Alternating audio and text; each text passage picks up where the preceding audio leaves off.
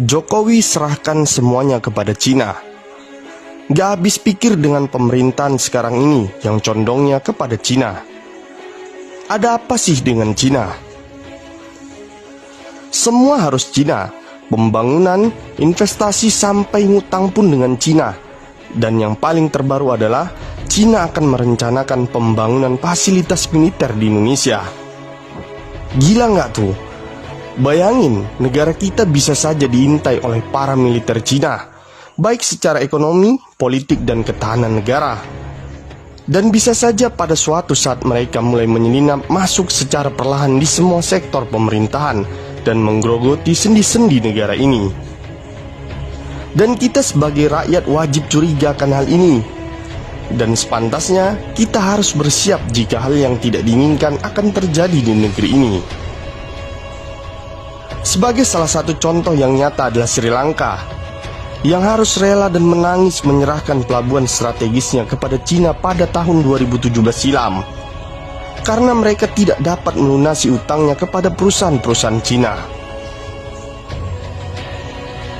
Kejadian itu adalah salah satu contoh bagaimana negara-negara yang berutang kepada Cina dapat memaksa negara yang berutang dengan mereka untuk menandatangani atau menyetujui wilayah nasional mereka diambil alih jika mereka tidak dapat membayar utang atau tidak dapat memenuhi kewajiban kepada negara tirai bambu tersebut.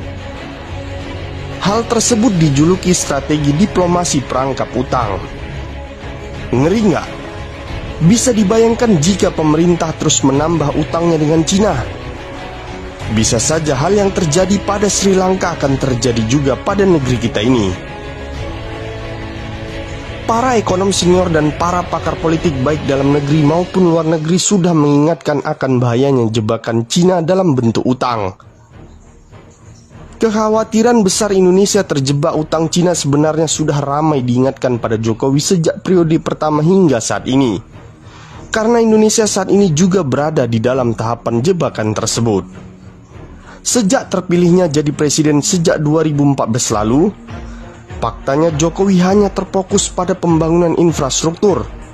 Dengan misinya ini Jokowi tak segan-segan menggandeng Cina sebagai investornya.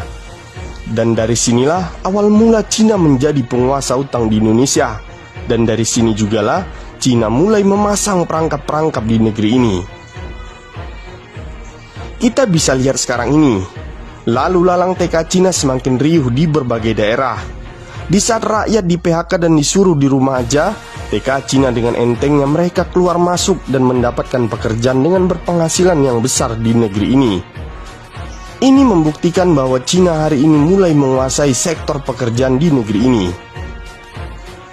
Tak sedikit para tokoh bangsa menyatakan menolak dengan tegas TK Cina bekerja di negeri ini. Dan bahkan mereka menyebutkan bahwa Jokowi antek Cina. Tetapi apa yang disuarakan oleh rakyat tidak pernah didengarkan oleh para penguasa di negeri ini. Bahkan mereka yang menyuarakan secara lantang ditangkap dan dianggap provokator. Padahal sejatinya mereka-merekalah yang berjuang menyuarakan kebenaran itu, menginginkan tegaknya keadilan di negeri ini. Kenapa DPR dan MPR Republik Indonesia diam? Menurut para pakar politik, diamnya para lembaga negara seperti DPR dan MPR Republik Indonesia karena mereka satu badan yang tak terpisahkan. Maka tak akan ada yang berani menentang hal tersebut, terkecuali parpol-parpol oposisi yang memang selalu menentang kebijakan-kebijakan yang ngawur dari rezim ini. Selain angka investasi dan utang yang terus meroket, Peraturan Presiden Nomor 20 Tahun 2018 tentang penggunaan tenaga kerja asing yang langsung ditandatangani oleh Presiden Joko Widodo atau Jokowi Maret lalu juga menimbulkan kontroversi di tengah publik. Sebab kebijakan tersebut dianggap memberikan kelonggaran para pekerja asing khususnya Cina untuk merebut pasar kerja lokal. Dan tak terkecuali dengan perusahaan BPJS Kesehatan yang hari ini kita bisa lihat sedang diambang kemelaratan dan kehancuran. Dan dengan gampangnya, pemerintahan Jokowi mulai melirik kembali negara tirai bambu untuk mengatasinya.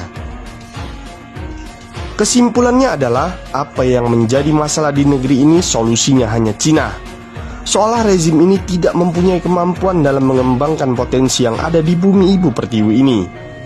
Utang merupakan sandaran utama mengatasi setiap kesulitan saat ini.